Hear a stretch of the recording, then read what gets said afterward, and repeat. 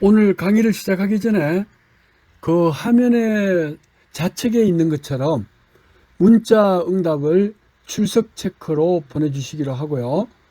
또 오른쪽에 있는 숙제항이 있는데요. 그 숙제 내용은 오늘 강의를 들어보시면은 충분히 준비할 수가 있어요.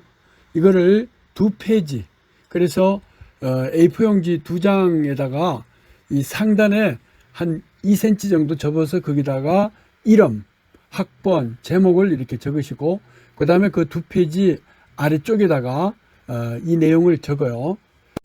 여기 이렇게 보시면은 파워포인트 페이지가 나오고 있는데요. 지금 이제 이 파워포인트 페이지 14페이지에 해당되네요. 그래서 오늘 올려드린 파워포인트 자료 그 참고하셔도 되고, 지금 현재 그 나오고 있는 그 화면, 저 화면 자체를 보셔도 됩니다. 그냥 보셔도 왼쪽 편을 보시면은 그냥 현재 파워포인트가 그대로 나오고 있으니까요.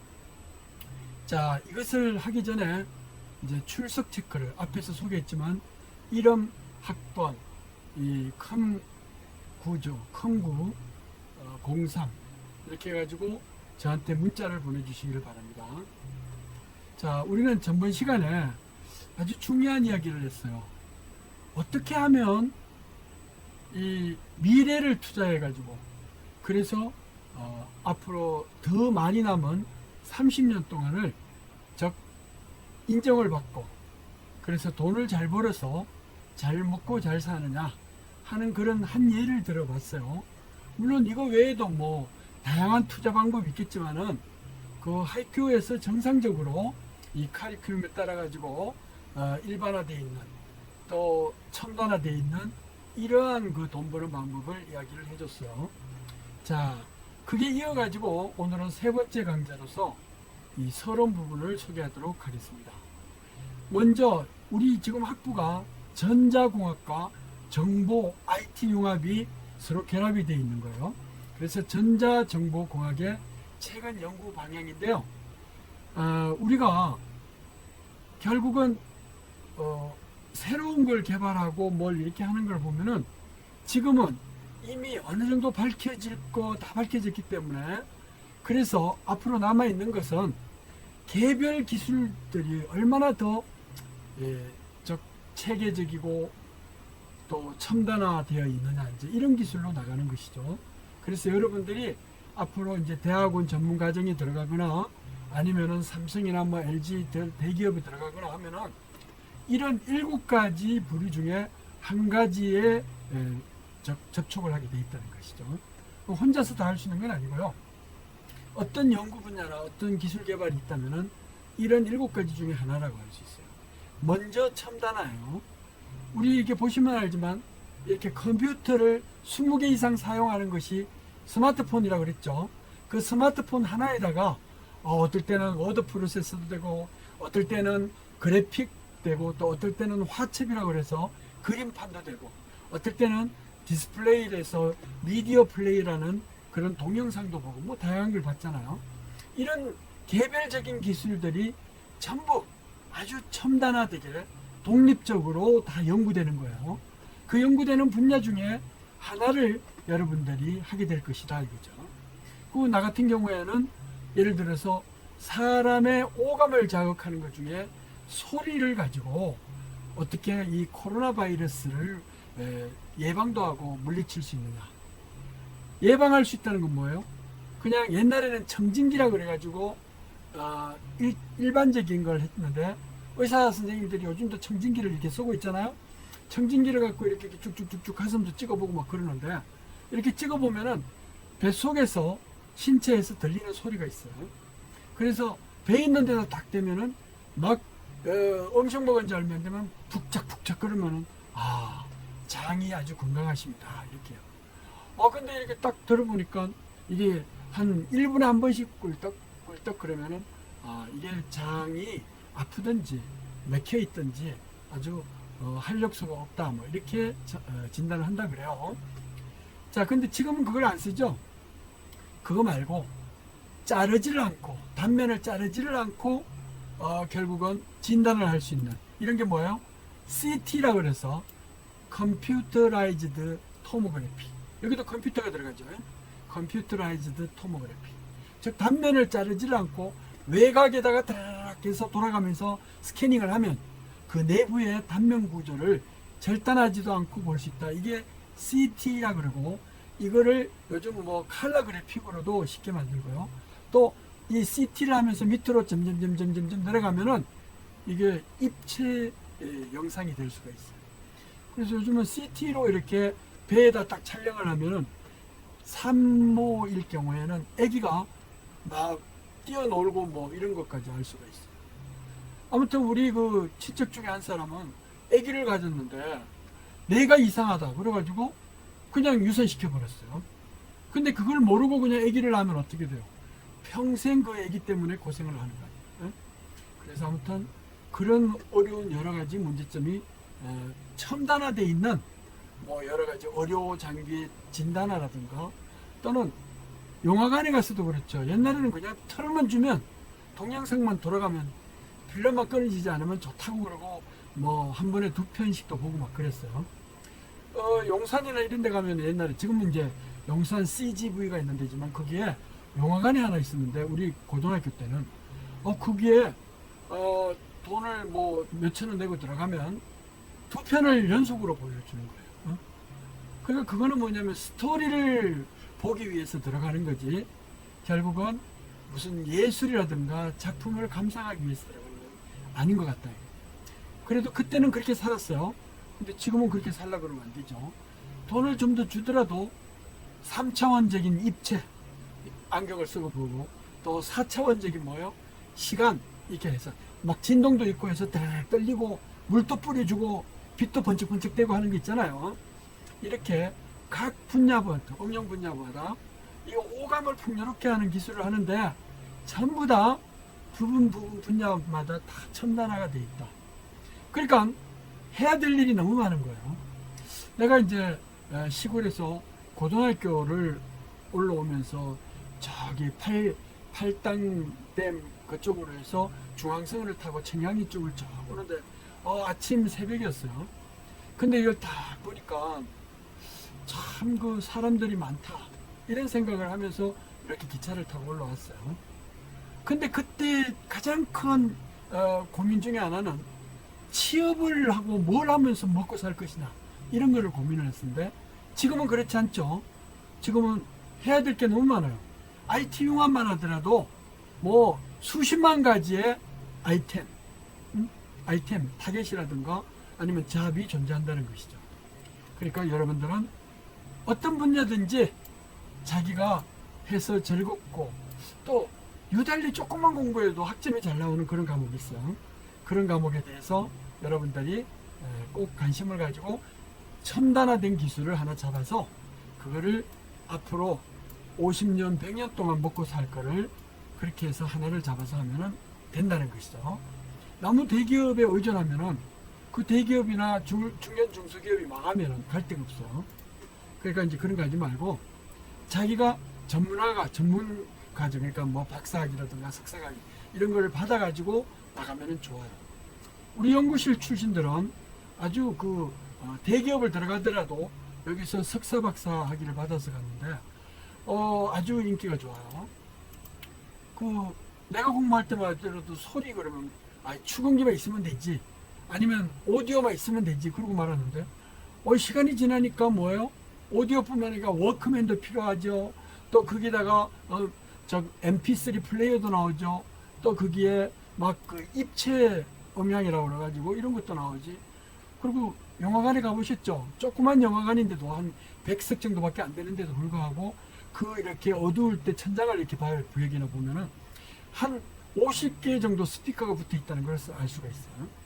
그런 정도로 할 일이 많아요. 아무튼 그게 이제 첨단화예요.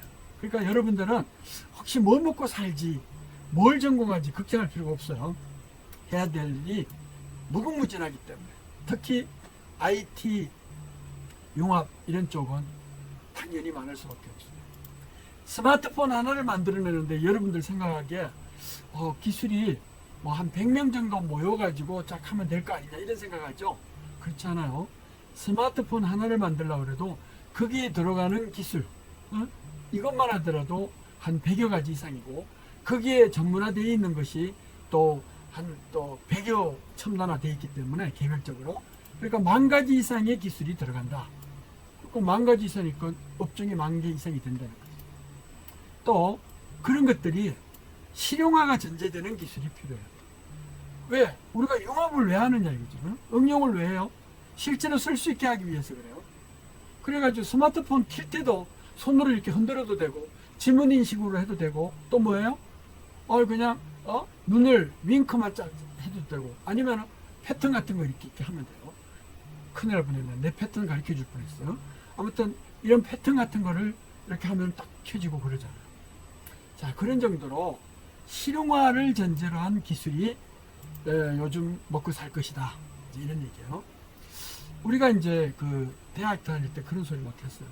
우리나라 요즘은 용산이지만 옛날에 청계천 근방에 수로를 만들기 전에 청계천에 이제 복고공사를 해가지고 거기에 상가들이 많았어요. 근데 그 상가들이 육가, 청계천 6가, 7가 이런 데 가보면은 뭐 별의별 부품들이 많아요. 그래서 나는 용돈만 생기면 거기 가가지고 막 부품 구하고 그랬었어요. 자, 그런데 많은 사람들이 그런 소리를 했어요. 야, 우리나라 청계천은 그야말로 우주선도 만들 수 있다. 근데 그 당시에 우리가 우주선 만들어서 뭘 쓸 거예요? 예를 들어서 뭐 우주선 만들어서 위에서 촬영을 하더라도 뭐 무슨 한 1km 떨어지면 촬영도 안 되는데, 요즘은 수백 킬로미터 밖에서도 구글 검색 뭐 이렇게 해보세요. 구글 맵 해보면 검색이 다 되듯이 뭐 차 지나가는 것까지 다 봐요, 위에서. 아무리 하늘을 대고 총 쏘고 하더라도 떨어지지 않아요. 너무 먼 거리에서 찍기 때문에. 그런 것처럼 그때마다 실용적인 게 필요한 거지. 그 당시에 뭐 80년도 90년도 이때 우리가 우주선 만들어가지고 어디다 써먹었겠어요. 그래서 여기 실용화라는 것은 뭔가 하면은 그때 기술적인 상황과 경제적인 특성 여러 가지를 고려해가지고 해야 되는 거예요. 자, 그래서 우리가 그때 국민 이게 생산 비용을 따졌을 때 항상 그런 소리를 했어요. 뭔가를 만드는데, 우주선을 만드는데 우리가 우주선을 2대는 쌓아 올릴 수가 있다. 우리나라의 경제성을 따지면, 경제성이 아니고 경제력을 따지면. 근데 그 2대만 쌓아 올리면 우린 다 죽어요? 먹고 살 것도 없는데. 그래서 그게 경제성도 고려해야 된다. 세 번째. 그래서 이런 경제성을 따져주는 데가 되게 많아요. 이 경제성을 따지는 거는 난 이런 것도 생각을 해볼 필요가 있어요. 우리 지금 이 코로나 바이러스 이렇게 보면요, 사실 그거 막는다고 온 경제를 다 그냥 정지를 시켜놨잖아요. 그러니까 그나마 돌아가가지고 알바라도 해야만이 결국은 거기서 예를 들어서 받아내기도 하는데, 그것도 못하게 돼 있어요. 그거 왜 그러냐 그랬더니 이건 감염률이 높아요. 그래서 감염률이 얼마나 높으냐 그랬더니만 그렇게 높지도 않아요. 왜냐하면 조사를 했더니만은 결국은 퍼센티지가 예를 들어서 양성 테스트 확정자 나올 확률이 한 1%, 2%밖에 안 된다는 거예요. 그리고 또 그렇게 되더라도 죽는 확률이 또 한 1, 2%밖에 안 된다. 그러면 어떻게 되나요? 이거 문제가 있잖아요. 물론 미국이나 유럽 같은 데서는 조사를 하면은 그때 감염률이 한 3점 몇 %라고 알려지긴 했어요. 근데 거기서 또 중년율을 따져보면은 1% 미만이고, 1년 동안 사망하는 사람들은 죽으라는 얘기는 아니에요. 그런 사람들은 따져보면은 기존에 기저 독감 있잖아요. 그냥 독감에 걸려서 죽는 사람이 우리나라는 한 3,000명 정도 되고, 근데 봐요. 지금까지 보면은 코로나 바이러스로 죽는 사람이 정확한지 모르겠는데 한 3,400명 정도 되잖아요. 그러니까 1년 동안 한다 그래도 이거 한 500명 정도 되리라고 보는데, 그걸 고려해가지고 독감보다 더 강하게 경제력을 다 망가뜨려 놓으면 안 되죠. 이건 아주 잘못된 고려라고 생각해요. 우리가 IT 융합 기술을 하더라도 뭔가 이렇게 인컴이 들을 수 있는 데다가 투자를 해야지 인컴도 안 들어오는 데다가 열심히 투자하면 되겠어요? 그래서 우리 이 경제성을 고려할 때 코로나 바이러스도 마찬가지지만 IT 융합 기술을 해가지고 응용 기술을 할 때 항상 경제성을 고려를 해야 돼. 이러한 비긴한 예가 그래요. 내가 이제 막 우리 연구실에서 뭘 개발을 했어요. 그래서 연구팀 보고 요거 만들어라 그랬더니만은 뭐 부품을 잔뜩 사가지고 이렇게 이것도 저것도 해봤어요. 그러니까 만 원짜리를 이제 한 개당 100원짜리도 있고 1000원짜리도 있고 이제 여러 개 부품을 사가지고 만들었는데 이렇게 만들어가지고 동작 테스트를 하니까 이제 돌아갔어요. 한 3개월이 걸렸단 말이죠. 그래가지고 이제 만 원이 단가가 들어가고 그래서 야 이거 얼마 받고 팔면은 좋겠느냐 이렇게 물어봤어요. 얼마 받고 팔면 좋겠냐 그랬더니만은 그 연구팀이 하는 말이 이건 누구나 하는 말이에요. 만 원이 들어갔으니까 뭐 고장날 거 고려하고 해서 한 세금 10% 내고 12,000원 정도 받으면 어떻겠습니까? 그러면 자네가 3개월 동안 했는데 3개월 동안 인건비는 어떻게 하고 그러네요 그러면서 그럼 한 2만 원 정도 받으면 어떻겠습니까? 야 그러면 그 3개월 동안 여기 정말 이 금사라기 같은 숭실대학교 여기 연구소에서 3개월 동안 불도 켜고 에어컨도 켜고 막 했는데 어떻게 될 거야? 그러니까 이 친구는 집에서 돈만 받아서 써가지고 그런 걸 잘 몰라요. 그래서 우리가 어떤 거를 투자를 하려고 그럴 때면 어느 정도의 경제성이 있는지를 꼭 따져봐야 돼요. 알겠어요? 요 학교 앞에 가가지고 라면 가게를 갔는데 라면을 딱 시켰더니 4,000원 요즘은 4,500원에 계란 하나 넣어줬으면서 이게 왜 이렇게 비싸냐 내가 집에서 끓여 먹으면 1,000원밖에 안 드는데 무슨 4,500원이나 받느냐 날강도도 안 막 그러는 거예요. 그렇게 날강도 짓을 해가지고 라면 가게를 열면은 갑부가 돼야 될 거 아니에요. 근데 그 라면 가게를 해가지고 갑부된 사람들을 별로 못 봤어요. 그러니까 이걸 어떤 거를 할 때 우리는 경제성을 따지는데 경제학과에서는 333의 법칙이라 그래요. 333. 그러니까 부품이 만약에 만 원이 들어가면 제조 단가는 3만 원이 되는 거예요. 세금 불포함이에요. 왜냐하면 제조 그러니까 이게 재료비에다가 그 다음에 거기에 간접비가 3분의 1이 들어가고 인건비가 3분의 1이 들어가서 제조 단가 그러니까 이제 뭐냐면은 단가비죠. 물품에. 그럼 그걸로 판매되는 건 아니잖아요. 또 이제 거기에다가 옮겨고 마트에다 옮겨놓고 선전하고 뭐 이런 걸 따져가지고 그래서 333이면 9배가 돼요. 9배가 되면 어떻게 해요? 부품 가격이 9배. 그러니까 만 원이 들어갔으면 9만 원이에요. 그 9만 원에다가 플러스 텍스 10%를 붙여요. 그러면 얼마예요? 10만 원을 받아야 하나 남지도 않고 그냥 유통하고 그러는 거예요. 그러면 그 회사를 만들기 위해서 투자한 그런 그 주주들한테 줄 게 아무것도 없어. 그러니까 이제 고부가가치 있는 걸 만들어야 돼요. 그래서 우리는 첨단화되고 실용적인 걸 만들어야 경제성이 살아난다. 만약에 삼성전자가 연탄 집게 만들고 뭐 가위 만들고 이런 걸 만들면 경제성이 있겠어요? 없겠어요? 안 되죠. 부품은 많이 들어가더라도 그렇게 10배 이상 못 받아요. 근데 거기는 10배 이상 받을 수가 있단 말이에요. 그러니까 내가 지금 갤럭시 S10 플러스 LTE에다가 이제 최근에 S20으로 바꿔버렸어요. 그래서 이제 첨단화된 걸 써야 그 속에 컴퓨터가 몇 개 들어갔는지도 알고 뭐 이런 걸 개수를 세려 볼 거 아니에요. 그래서 그걸로 이렇게 했는데 그게 170만 원이에요. 170만 원을 받아야 결국은 방금 이야기했듯이 333의 법칙으로 해가지고 경제성으로 뭔가 남기도 하고 다음 기술에 투입하고 또 중간에 에러 일어나면은 리콜도 해줘야 되죠. 그래요. 전번에 뭐 비행기에서 뭐 배터리가 뭐 끼어가지고 왜 화재가 났는데 그거를 전부 리콜도 해주고 막 그런 적이 한 번 있어요. 예기치 않는 보험도 가입해야 된다 그죠. 또 그 다음에 요즘은 어떻게 해야 돼요? 사람이 다리가 달려있기 때문에 이동이 많아요. 여기서 하나의 팁을 주면은 여러분들이 한 50, 60 정도 되잖아요. 앞으로 뭐 한 30, 40년 후가 되겠지만은 그때 되면은 여러분들 두개골에 무게를 딱 따져보면 말이에요. 두개골의 무게를 따져보면은 빈 게 많아요. 그래서 그거를 측정하는 방법으로 이렇게 꿀밤을 탁탁 줘보면 알아요. 알겠어요? 꿀밤을 탁 두드려 보면은 펑펑 소리가 나면 그러면 중간에 비었다는 거예요. 척척 소리가 나면 그럼 차 있는 거예요. 이렇게 두개골이 차 있으면은 치매에 걸리질 않아요. 그러면 두개골이 이렇게 차이를 브레인이 막 깍깍 차 있게 하려면 어떻게 해야 되느냐? 많이 걸어야 돼요. 또 많이 생각하고 많이 움직여야 돼요. 알겠어요? 손도 움직이고 막 그렇게 해야 돼요. 그러니까 여러분들 공부할 때 어떻게 돼요? 눈으로 보고 공부하면 안 돼요. 아무리 머리가 좋아도. 그건 잠깐이에요. 그러니까 뭐 발도 쓰고, 발도 가끔 흔들기도 하고, 손도 쓰고, 그 다음에 이렇게 걸어 다니면서도 외우기도 하고 막 그래야 돼요.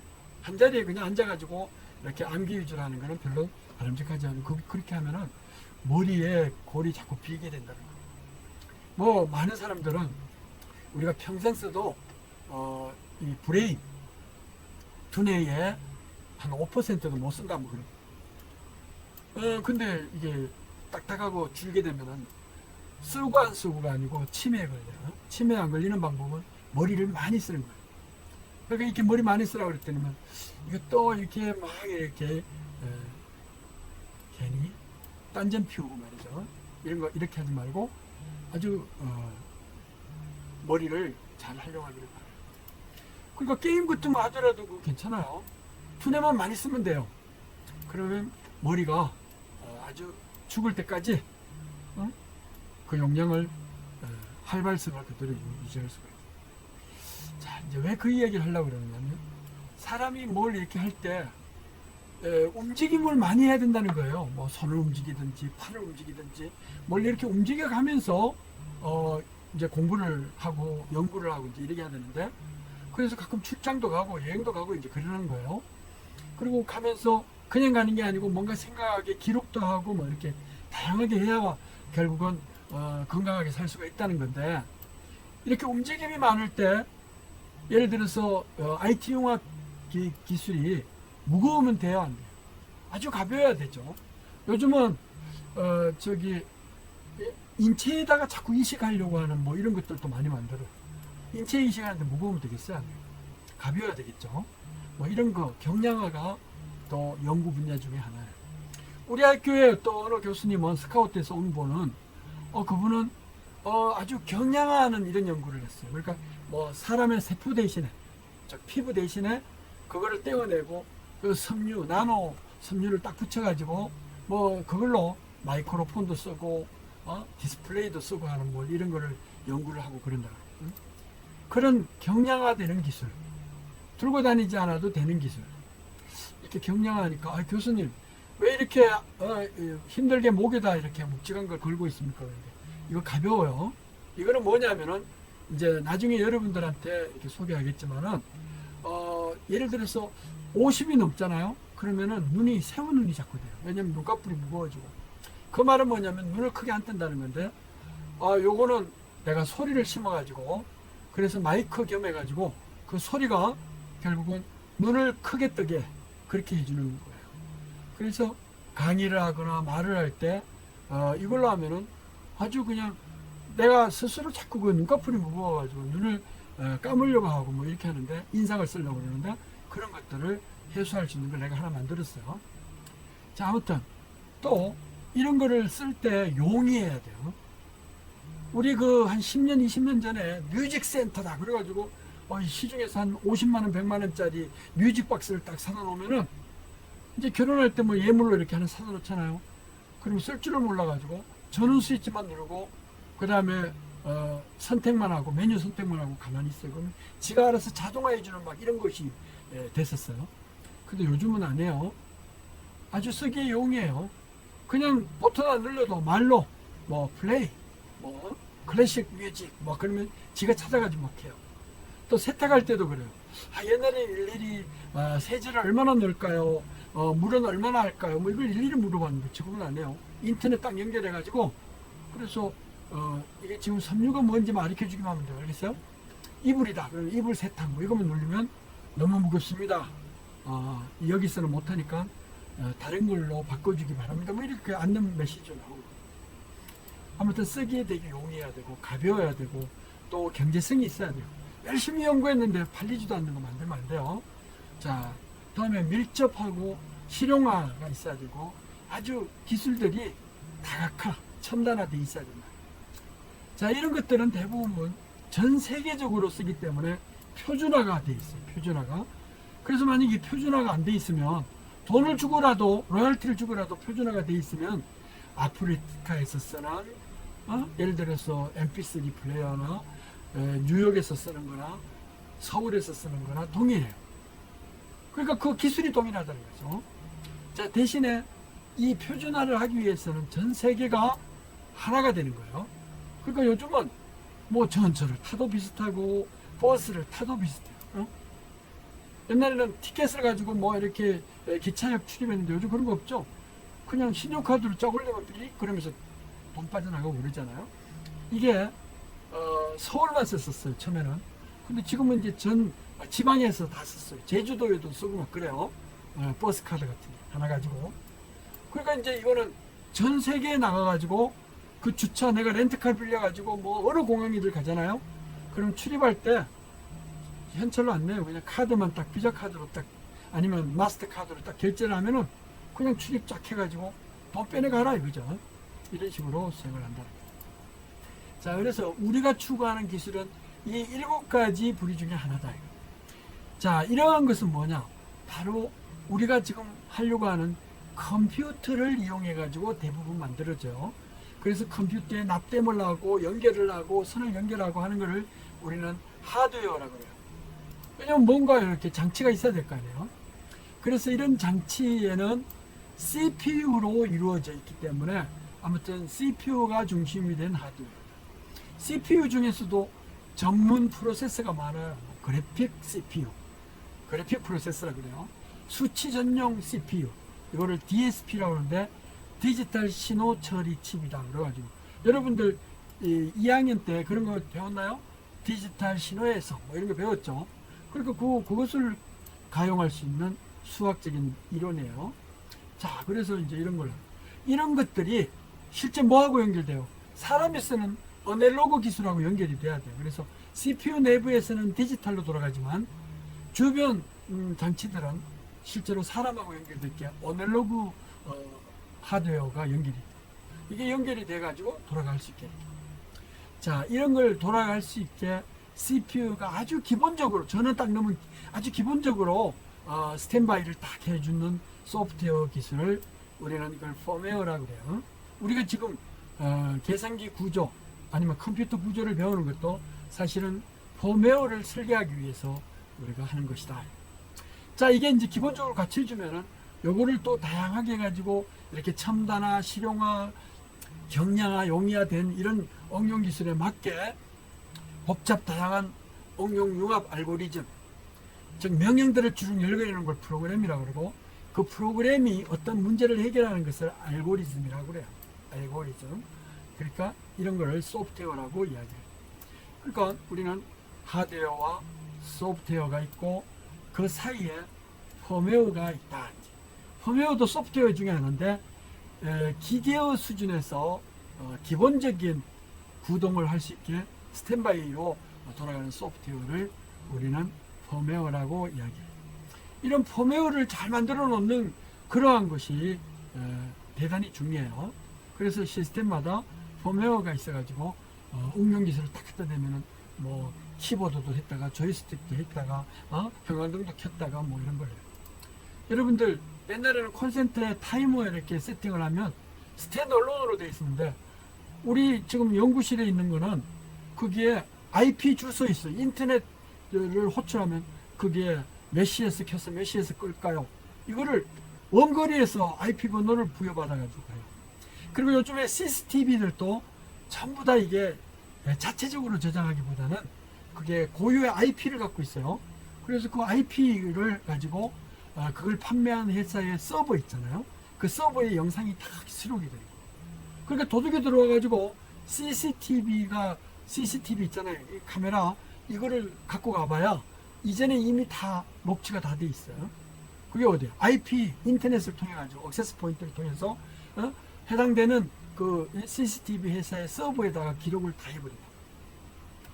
그러니까 인터넷은 기본적으로 쓰고 있으니까 거기에 카메라 서버 사용하는 비용만 딱 내고 쓰면 되는 거예요. 그런 정도로 기술들이 이루어지고 있다. 그러면 거기서 우리 과목하고 무슨 상관이에요? 거기에 들어가는 것들이 전부 다 이렇게 컴퓨터를 가지고 돌아간다는 거. 그러니까 요번에 강의는 이 컴퓨터가 도대체 어떻게 사람의 말을 받아가지고 돌아가는지 이걸 한번 공부를 해보자, 이런 얘기예요.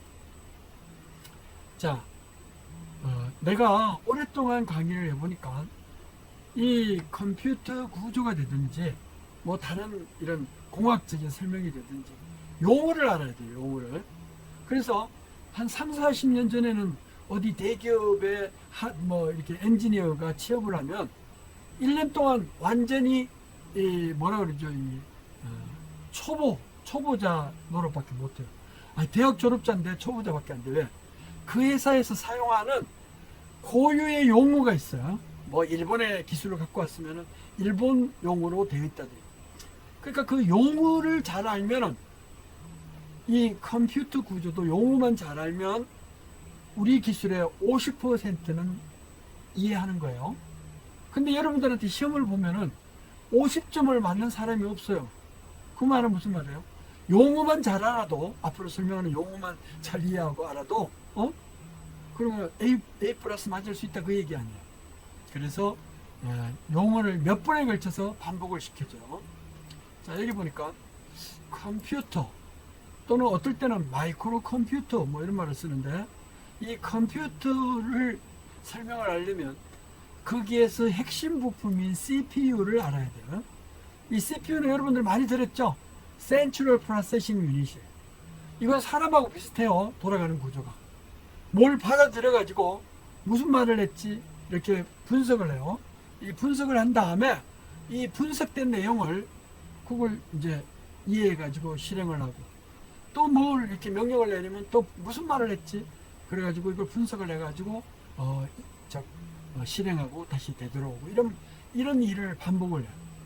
우리는 머릿속에 명령이 내려지진 않지만 이미 오랫동안 익숙해져 있기 때문에 아침에 일어나면은 세수를 하고, 세수를 하면은 이부자리를 또 뭘 하고, 이런 순서가 딱딱 잡혀 있죠. 이런 것들이 결국은 누구가 누구한테, 사람이 익숙해져 있어 가지고 명령어를 갖고 있는 것이다. 사람의 활동에 따라서. 자, 그래서 이 CPU는 사람의 두뇌가 있는 것처럼 이 두뇌가 무슨 일을 할 수 있게끔 외부에서 명령을 줘. 명령은 뭐야? 익숙해져 있어도 그것도 명령이에요. 그래서 아침에 일어난다 그러면 눈을 벌떡 떠라 이제. 그 다음에 눈을 좀 부비다가 그 다음에 일어나요. 고개를 들고. 이런 것들이 전부 다 액션에 취해지는데, 우리는 컴퓨터에서 그걸 오퍼레이션이라고 그래요.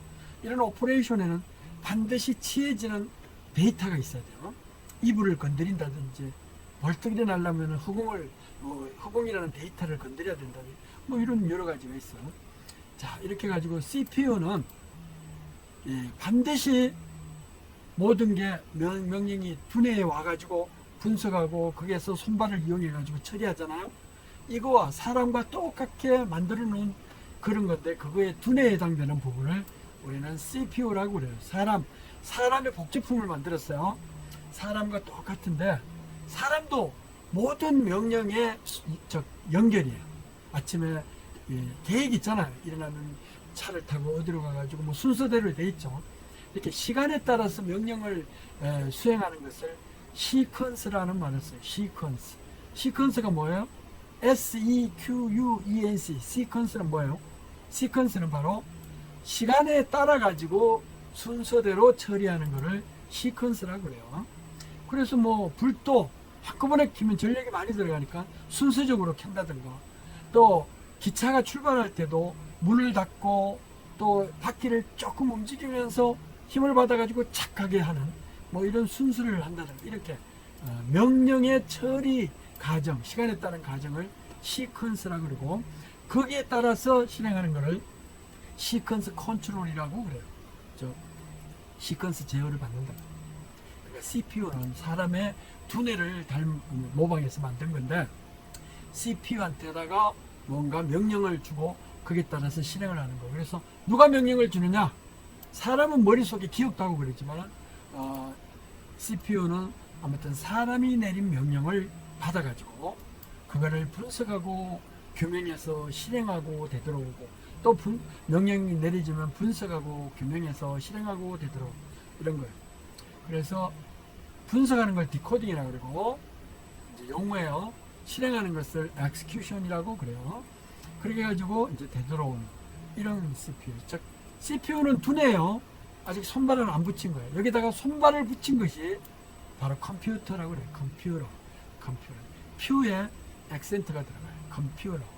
자, 그래서 CPU가 이렇게 있으면 우리는 이렇게 머리, 사람의 머리고 결국은 사람의 형상을 그대로 모방해 가지고 시키는 대로만 하는 거예요. 자, 그런데 CPU 말고 요즘은 이걸 마이크로 프로세스라고 그래요. 마이크로 프로세스라고 하는데 이 마이크로는 뭐냐면 CPU의 가장 중요한 게 프로세스예요. P. 이렇게 프로세스를 마이크로화, 처음부터 나노화 시켰으면 아마 나노 프로세스라고 그랬을 텐데 처음에 프로세스를 만들었을 때 CPU의 사이즈를 마이크로화 시켰었어요. 그래가지고 CPU를 마이크로 스케일로 만드는 것을 마이크로 프로세스라고 이야기를 한다. 그래서 CPU를 조그맣게 만든 게 손톱만하게 만든 거, 이거를 우리는 마이크로 프로세스라고 이야기를 한다. 자, CPU. 그러니까 CPU나 마이크로 프로세스나 동일해요.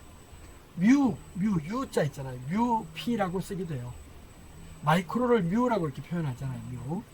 10의 마이너스 6승 마이크로. 자, 그래가지고 또 이 마이크로 프로세서 CPU의 응용 분야는 안 들어가는 데가 없어요. IT 융합 기술의 모든 첨단화되어 있는 이런 기술에서 리얼라이제이션, 실현이 되게 중요하다고 그랬죠. 실용성이 없으면 안 된다고 그랬어요. 리얼라이제이션, 구현. IT 융합 기술의 구현, 그리고 이게 활용이 돼요. 응용, 애플리케이션. 만들어져서 구현이 돼서 활용이 된다. 이제 그런 얘기예요. 근데 옛날에는 따로따로 만들었는데 이것을 하나로 인테그레이션 해가지고 기능이 그때그때마다 바뀌어가면서 돌아간다. 이것을 우리는 IT 기술을, 애플리케이션 기술을 이렇게 묶어가지고 융합을 시켜서 하나에서 돌아가겠다. 그런 얘기를 하는 거잖아요. 자, 그럼 마이크로 프로세스의 동작 원리는 뭐냐? 사람이 내린 명령. 이것을 영어로 하면 인스트럭션이라고 그래요. 인스트럭션이라고 그러면은 그 인스트럭션 있잖아요. 명령이라 그러면 그 인스트럭션 자체가, 자, 사람이 내린 명령이 있잖아요. 그 인스트럭션을 순서적으로, 시간의 순서적으로 장열거를 해놓으면 그걸 우리는 프로그램이라고 해요. 그래서 프로그램 메모리다 그러면 프로그램이 저장되어 있는 메모리예요. 기억장치인데 그게 보면은 인스트럭션이 막 처리 순서, 시퀀스 컨트롤이 되게 막 처리 순서대로 저장이 돼 있어요. 이거를 우리는 프로그램 메모리 또는 프로그램 에어리아라고 이야기해요.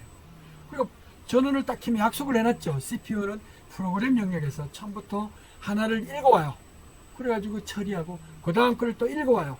또 분석하고 처리하고 또 그 다음 걸 읽어와요. 이렇게 순서적으로 하죠. 이렇게 시간의 순서에 따라 가지고 처리할 내용을 적어 놓는 거를 명령들을 저장시켜 놓는 것을 프로그램 에어리아 또는 프로그램 메모리라고 이야기를 한다. 그 프로그램에는 인스트럭션이 시퀀스 순서에 따라 가지고 프로그램 인스트럭션이 다 저장이 돼요. 그래서 이 프로그램을 할 때는 반드시 또 데이터도 필요하죠. 그러면 또 데이터 에어리아가 또 메모리가 따로 있어요. 그러니까 이거 실행하면서 필요한 그 데이터도 가져오기도 하고, 또 급히 해야 되는 거는 머릿속에 있는 이런 그 뉴런이라고 하는 거 있잖아요. 이 소규모 기억장치에다가 이렇게 저장을 시켜가지고 그때그때마다 적각 처리를 할 수도 있어요. 오래됐거나 그러면 어떻게 돼요? 다른 데서 갖고 와요. 그 다른 기억장치 이런 거는 여기 어떻게 돼요? 여러분들 그 해머라고 하는 거 있죠. 아주 우리가 지금 쓰고 있는 이런 그 메모리 중에는 종류가 많잖아요. 일반 CPU 내부에도 메모리가 있지만은 또 CPU와 아주 근접해서 고속 메모리가 있어요. 대용량. 이걸 캐스 메모리라고 그러는데 그 캐스 메모리가 우리 두뇌로 봐서는 이걸 해마라고 그래요. 해마. 즉 해마 쪽에서는 우리가 뭐예요? 아주 습관적이고 오랫동안 기억해야 될 것을 자고 일어나도 잊어버리지 않고 오랫동안 기억을 할 수가 있어요. 자, 아무튼 이렇게 프로그램을 취해온다. 이 프로그램이라는 건 인스트럭션이 저장되어 있는 거예요. 자, 그래서 인스트럭션이 저장되어 있는 것을 이렇게 보면은 모든 인스트럭션은 오퍼레이션 코드와 오퍼랜드 코드가 존재한다는 거예요. 알겠어요? 그러니까 어떻게 돼요? 프로그램 메모리가 있으면은 그게 착 찾아 들어가면 전원을 딱 키면 첫 부분이 있겠죠. 거기서 딱 읽어오면 그 속에는 어떤 작용을 하는 오퍼레이션과 그 작용에 취해지는 데이터 있죠. 이걸 오퍼랜드라고 그래요. 오퍼레이션과 오퍼랜드 이 두 가지로 구분이 된다. 오퍼레이션과 오퍼랜드로 구분을 해야 된다는 거예요. 자, 오퍼레이션과 오퍼랜드 이 두 가지가 있어요. 그래서 모든 명령은 반드시 오퍼레이션과 오퍼랜드인데 이 오퍼랜드가 생략될 수도 있겠죠. 뭐 꺼! 그러면 뭐가 돼요? 꺼라는 말면은 오퍼레이션인데 컴퓨터 보고 빨리 꺼! 그랬단 말이에요. 꺼는 뭘 꺼라? 전원을 꺼라는 거죠. 그죠? 내가 요즘 이렇게 스마트폰을 가지고 이게 해요. 하이 빅스비 뭐 이렇게 이야기를 하면 얘가 이렇게 물어봐요. 이야기하세요. 꺼! 그러면 예를 들어서 패턴을 그리십시오. 그래요. 아무튼 뭘 꺼는지 가르쳐 주는데 그때는 오퍼랜드가 없어지잖아요. 없잖아요. 그럴 때는 implied 오퍼랜드라고 그래요. 함축이 되어 있다는 거죠. 자, 아무튼 우리가 용어를 익숙해야 되기 때문에 하나하나씩 해요. 자, 근데 이런 인스트럭션을 우리가 쭉 열거를 이제 해놓는데 그 인스트럭션이 바로 CPU에서 바로 돌아가면 그 명령이 그러면 그거를 어셈블리 랭귀지라고 그래요. CPU만 아는 그런 명령이에요. 근데 이런 명령은 그 CPU의 특성에 따라서 다 다르죠. 뭐 모토로라사에서 만든 거, 인텔사에서 만든 거, 자일로그사에서 만든 거마다 이 어셈블리 언어 패턴이 다 달라요. 특허권을 또 피해가기 위해서 포맷도 달라요. 자, 근데 이거를 즉 번역해 주는 게 필요해요. 우리가 쓰는 보통 하이레벨 랭귀지라고 하는 거. C 언어 같은 경우에는 그게 하이레벨 랭귀지라고 해서 다양한 그 전공자들이 쓸 수가 있어요. IT 융합 기술자만 쓰는 게 아니고 여러분들 1학년 때 벌써 C 언어 같은 거 좀 배웠어요. 컴퓨터 아무튼 실습인지 뭔지 이런 걸 배웠어요. 자, 이런 거 배울 때 C 언어를 좀 배웠잖아요. 그래서 C 언어를 배우면서 거기에서 A 뿔뿔, A 뿔뿔, A 플러스 이런 거 있었잖아요. 이런 거면은 이게 플러스 1을 한다든지 이렇게 약속을 했었어요. 그러니까 그거는 보편적으로 사용하는 우리가 사람이 쓰는 4층 연산 있잖아요. 그러니까 인간의 언어하고 아주 유사해요. 수학을 하는 사람들은. 근데 그거는 명령은 명령인데 CPU가 바로 실행을 못 하잖아요. 그러니까 이거를 기계어로 변환해 주는 게 필요한데 C 언어를 컴파일링이라고 해요. 컴파일링, 즉 번역이라고 하는데 C 언어로 써놓으면은 누구나 쓰면은 그걸 기계어로 CPU가 돌리려면 컴파일러라는 이런 번역기가 필요하죠. 또는 통역이 있어야 되겠죠. 인터프리트라는 걸 통해 가지고 딱 기계어로 바꿔지면 그거는 바로 어셈블리 언어하고 똑같기 때문에 거기서 바로 이제 CPU가 실행을 할 수가 있어요. 또 이런 CPU는 이렇게 버스의 구조로 이루어지게 되어 있어요. 버스. 어떤 실행을 할 때 이 버스의 구조로 이루어진다. 이 버스가 뭐예요? 버스. 이 버스는 우리가 타고 다니는 버스하고 비슷한데 어떤 일을 함께 하는 거예요. 알겠어요? 그래서 일을 처리를 할 때 예를 들어서 서울역까지 가는 사람 다 모아가지고 그 버스를 타고 쫙 가잖아요. 또 용산에 가는 사람 중간에 내려주고 서울역 가고 거기서 내려주고 그러죠. 이렇게 처리를 할 때 같은 오퍼레이션을 하는 하나의 묶음, 이것을 우리는 하드웨어적으로 이야기를 할 수 있는데 그거를 우리는 버스 오퍼레이션이라고 그래요. 그래서 CPU가 브레인이 하드웨어적으로 이렇게 연결이 돼 있어요. 주변 장치, 메모리라든가 IO 장치라든가 이런 거하고 연결이 돼 있어요. IO 장치는 이제 손발 같은 거고 메모리는 어떻게 돼요? 뭐 기억 장치라고 그래가지고 내가 뭐 메모지 같은 것도 될 수 있잖아요. 이런 거에다가 CPU가 명령을 내려가지고 가져오게 한다든지 저장한다든지 이렇게 할 때 명령에 따라서 수행을 하려면은 CPU는 세 가지 버스를 반드시 통해 가지고 하게 돼 있어요. 먼저 오퍼랜드를 주고받을 수 있는 데이터 버스라는 게 있고, 또 그런 오퍼랜드 데이터가 아니면 명령이 몇 번지에 지금 저장이 되어 있는, 메모리라는 것은 번지 저장이 한 번만 있는 게 아니고 여러 개, 수만 가지, 수천 가지가 있잖아요. 수천만 가지. 그러니까 그 번지가 할당이 되겠죠. 이렇게 번지를 나타내는 애드레스 버스가 있어요. 그리고 데이터 버스 역할을 하는 묶음과 애드레스 버스라는 묶음이 있고, 그 다음에 또 컨트롤 버스가 있어요. 왜냐면 봐요, 어떤 번지를 해서 애드레스 버스를 주고 또 값을 딱 이제 CPU가 데이터 값을 저장할 수도 있죠. 내려줄 수도 있어요. 또는 받아올 수도 있잖아요. 저장할 건지 라이트라고 그러고, 읽어올 건지 리드할 건지, 아니면은 이것을 뭐 트랜스퍼할 건지 이렇게 전달할 건지, 이런 것들을 제어하는 신호가 필요해지는데, 그때 신호에 쓰이는 묶음을 컨트롤 버스라고 이야기를 합니다. 알겠죠? 데이터 버스, 애드레스 버스, 컨트롤 버스라고 이야기를 합니다. 그러니까 모든 거는 이렇게 세 가지의 버스를 통해 가지고 이야기가 된다, 이렇게 할 수가 있어요. 알겠죠?